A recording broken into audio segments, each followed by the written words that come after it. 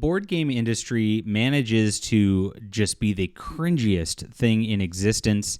And now they've launched a new website called Gamers for Harris, which looks like you know those like GeoCities websites from back in like the early 2000s. I mean, it looks like somebody really went into MS Paint and did this. It's so stupid. But this is what they're doing.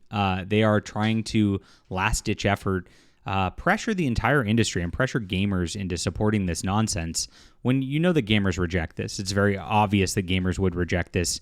This woman's the worst thing out there, and we know it. But this is the virtue signaling woke agenda in the video game and board game industry, just at its peak. And they have a whole list of people to sign up for this. And you know it's like one of those social pressure moments where they're just like, you better get on this list or you're one of them, right? Is what they're trying to make with this. And it's just like, we're sick of it. And so it's going to fail. It's going to backfire. And what it does is give gamers a handy list of companies to avoid, because if they're on this sort of thing, they're virtue signaling. They're ridiculous. I'm even going to point out some that are virtue signaling and liars, because I know everything. I have eyes and ears everywhere. Board game industry, watch out. You can't get away with this kind of thing anymore. My name's John Delarose, and one of the only people who reports on this stuff in gaming and tabletop gaming. So please hit the like and subscribe button. Join us here. Eventually, we are going to be getting into gaming. I'm working on making some card games and the like in the future.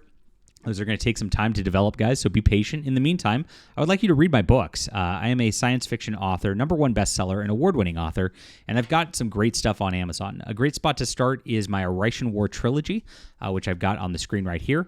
This is a spy thriller in space. We got a guy who goes into an enemy starship and starts to try to learn about their technology and the like, and ends up in some personal trouble as he does so. And it's pretty fun. If you love like old Star Trek, Babylon 5, this is going to be a great spot for you to land. It really picks up and has a huge payoff in books 2 and 3 as I set up a trilogy here. And I am writing a sequel series to this right now.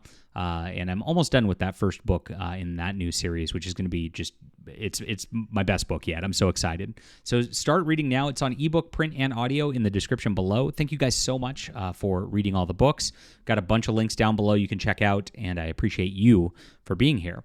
Now, as I said, they put up this cringy website, and this is what they said on it. This is my Fandom Pulse news site. I write this up too, also in the description below.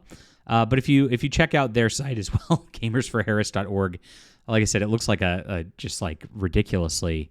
You'd think some developers would make something that looks a little better, but no, this is where they're at. More than 600 creators of your favorite games have a message for you this election season. Oh, great. Leave me alone and let me play my freaking games without your nonsense. Please leave me alone. I mean, this is all gamers have been asking for a long time, but they won't do it. They won't stop. We support Kamala Harris and Tim Walz for President and Vice President of the United States, and we hope that you join us in being Gamers for Harris. Kamala Harris is a winner. Oh, God. She's presided over the best economy in the world. She's an ardent defender of reproductive rights. She has battled crime, fought for the downtrodden, and supported American workers. She stands with our allies and stands up to our enemies abroad. She knows how things are done, and she gets them done. Most of what she's gotten done is sex favors to get herself into power. But hey, let's pretend that's not the case. She's the one of two things we gamers like the most. She's competitive. What? If you like competitive, I mean, there's a guy, Donald Trump, who kind of owns that space. And by the way, the Trump board game, have you played this? I'm going to do an aside real quick. It's called Trump the Game. Trump the Game. And I have this. It's out of print. I'm gonna show you on eBay. It goes pretty good here. This is an old board game. And it's like Monopoly on steroids. I've actually played it. It's pretty fun. But that's just an aside. Anyway. So her first decision was to choose Minnesota Governor Tim Walz as her running mate. That was a huge mistake. Walz is the other thing we gamers like the most. He's cooperative. What the heck? So, like, we're going to run the country based on whether somebody's cooperative? Okay. He's the guy you want in your party. As a governor, Walz presided over an expansion of the safety net, lifted his constituents, and done it with charm and grace. Plus, he loves the Sega Dreamcast, our kind of guy. The other guys? Trump and Vance are what we despise. Cheaters. They run on fear, rage, and denial of rights. Oh my gosh. So, I mean, if you've ever played a game, cheating is not something that, is done, of course. But, I mean, aren't the Democrats the ones who are cheaters? But that's another story. But honestly, instilling fear into the other board gamers so that you can just dominate your way through a board game is how you win, typically. I mean, hey, I've done enough of this and how it works. It's pretty fun. And as a game master, you want your players to feel a little bit of fear for their characters. Of course, in the modern tabletop RPGs where nobody can die, the bastardizations of Dungeons and Dragons, maybe they don't like that kind of thing. They want their safe space. They want their wheelchair accessible dungeons, right? But in normal gamers hate this shit. I mean, it really is. Normal gamers want to feel that dread, want to feel that they could lose their players and player characters at any moment because it's such a crazy thing. So here it is. They're everything out of their mouths is horrible. They're eating the dogs. Wait a minute. It's good that they eat the dogs? Childless cat ladies. Yeah. Childless cat ladies suck. Suspend the Constitution. Nobody said that except for the Democrats again. Very weird. It's the worst, and their policies are even worse. Project 25 spells out the fascist agenda that will destroy the government and the rights of Americans. Trump is an insurrectionist grifter who's been found liable for sexual assault, convicted of fraud, finds hundreds of millions of dollars, and is facing years in jail. Plus, he wants to ban video games. Not our kind of guy at all. Wow.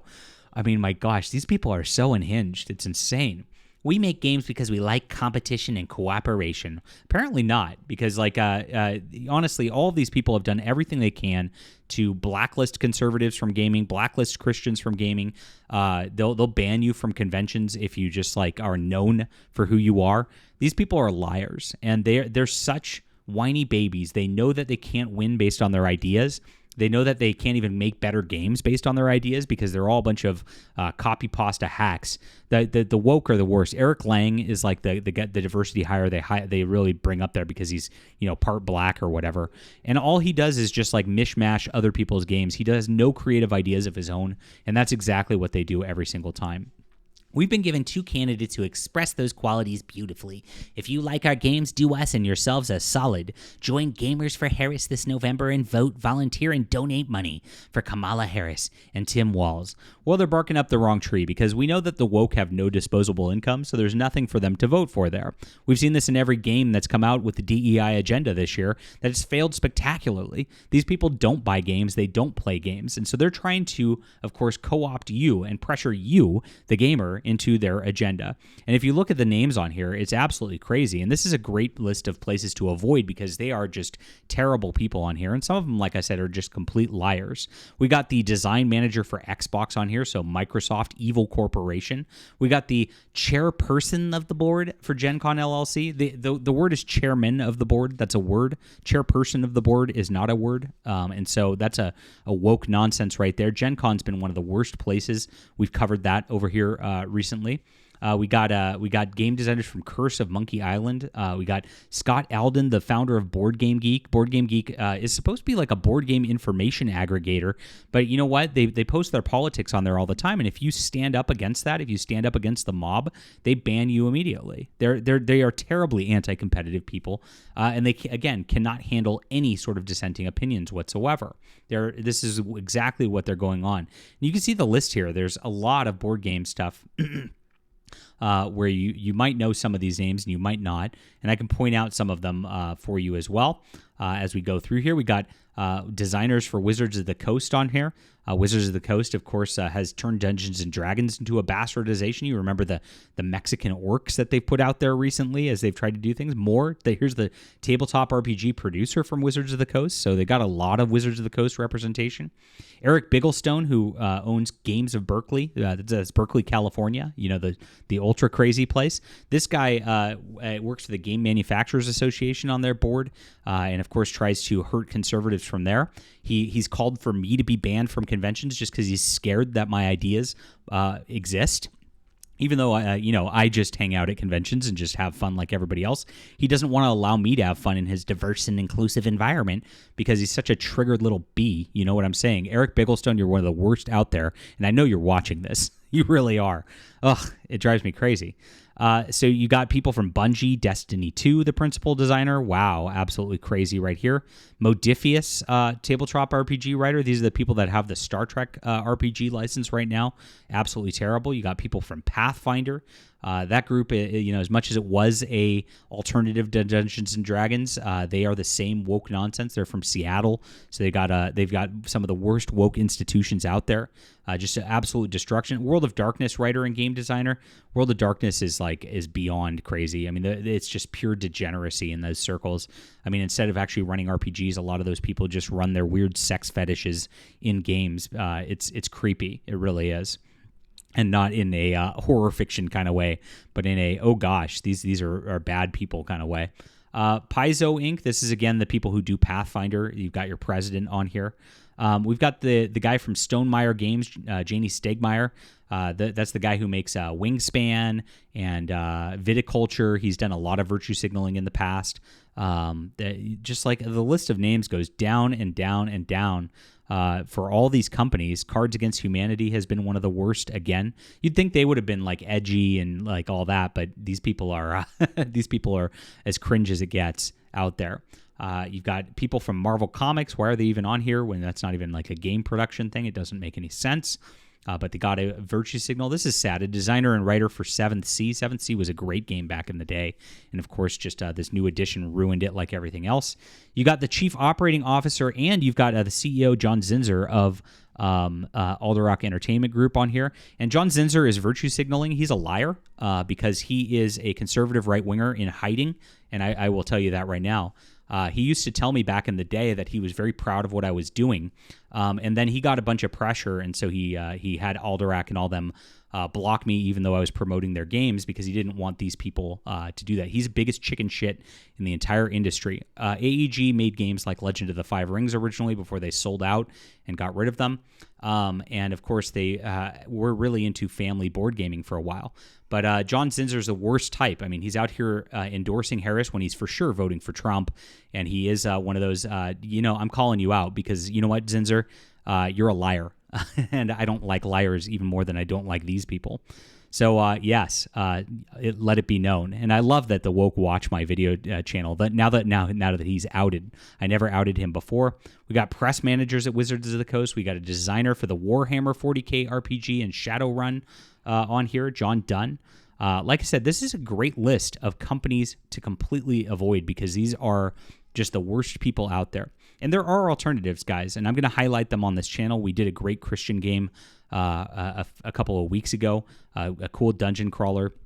That was wonderful, and we're going to be building more alternatives over the course of this, but you can see right here. Now, of course, we'll archive this and make sure that this is out there so that when they delete this later on, because it's going to hurt all of their businesses, that it's still out there.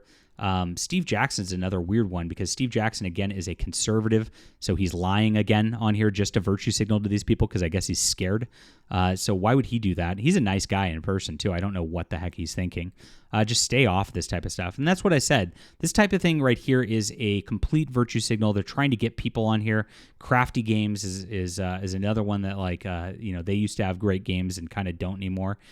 This is the Star Realms guy, Darwin Castle. They had me write their novelization. Then when they found out I was a conservative, they terminated all that and pretended it didn't exist. These are the worst cowards in the industry.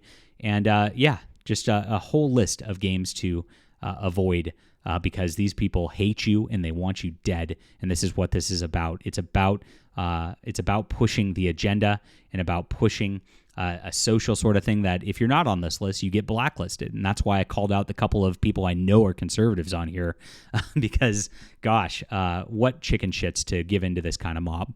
All right. Whew. All right. Sorry, I get mad about this stuff because it's so ridiculous and they just want to hurt gamers at the end of the day. They're hateful, evil people. They're satanic, and this is what we have to fight against, my friends. Leave a comment down below with what you think about this. Hit the like and subscribe button, and do support alternatives. This is science fiction publishing, my friends. A great trilogy for you this weekend, and I wrote this just for fun. And look, if you're a gamer for Harris out there, which I know the actual gamers don't exist, just the corporate. You'll like this book too. And that's we're actually diverse and inclusive. I want all of you as customers, unlike these people who don't want you as customers. And remember that. Don't give money to people who hate you, my friends. I appreciate you for being here and supporting us along the way, and we'll be back soon.